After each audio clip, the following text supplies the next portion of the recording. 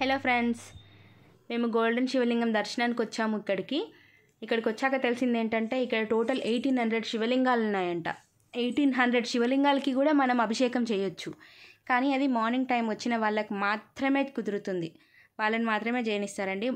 మేము మధ్యాహ్నం టైంలో వెళ్ళాము, మాకు మాత్రం శివలింగాలకు అభిషేకం చేయడం వీలవ్వలేదు. ఇంకొకటి ఏంటంటే ఇక్కడ 3 feet ఉంటుంది గోల్డెన్ శివలింగం, అక్కడ మాత్రం అభిషేకం మనం చేయొచ్చు. దానికి టికెట్ ఉంటుందండి. వీటికి మాత్రం అసలు ఎలాంటి టికెట్ ఉండదు. ఇంకొకటి ఏంటంటే మేము ఇందులోకి వచ్చినప్పుడు మాకు ఎంట్రీ ఫీజు కూడా లేదు, ఎందుకంటే అప్పుడే కన్స్ట్రక్షన్ అవుతుంది కాబట్టి మాకు ఎంట్రీ టికెట్ లేదు. ఇప్పుడు వచ్చే వాళ్ళకి మాత్రం 100 రూపీస్ ఉంటుందంట, ఈచ్ పర్సన్కి 100 రూపీస్ ఎంట్రీ టికెట్. ఇక్కడ ఇంకొకటి ఏంటంటే జలలింగాలు ఉంటాయి. ఇప్పుడు ఇక్కడ చూసారు కదా, అది మహర్షి గారికి కట్టేది, మహర్షి గారిని ఉంచుతారంట అక్కడ. ఇక్కడ ఒక పెద్ద శివలింగం ఉంటుందండి. అక్కడ మనం ఏదైనా అనుకొని శివలింగాన్ని పట్టుకొని కోరుకున్న కోరిక నెరవేరుతుందంట. చాలా బాగుంటుందండి శివలింగం. ఇది మొత్తం కొన్ని ఎకర్స్లో ఉంటుంది. ఇక్కడే పక్కన చాలా ఆవులు ఉంటాయి, అన్నీ ఉంటాయండి, చాలా బాగుంటుంది.